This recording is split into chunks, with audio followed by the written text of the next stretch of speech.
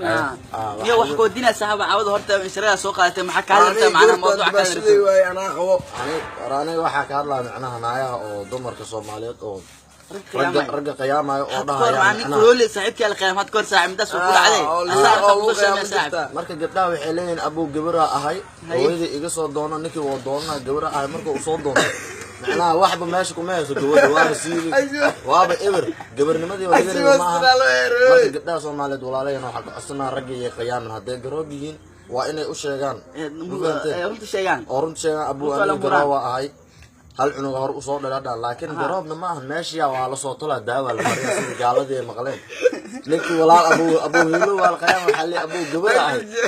hada macnaha waliga adiga ma isku day inaad naag iska dhigto adiga hal mar وأنا وإحنا كده أصلا ولا مقلد عليك لكن ولي واحد مقلد أنا اللي قلد مفهم ها أبو أنا وحلي ده ماشي وحارك ماشي وعطنا ديار واي ماشي على شبك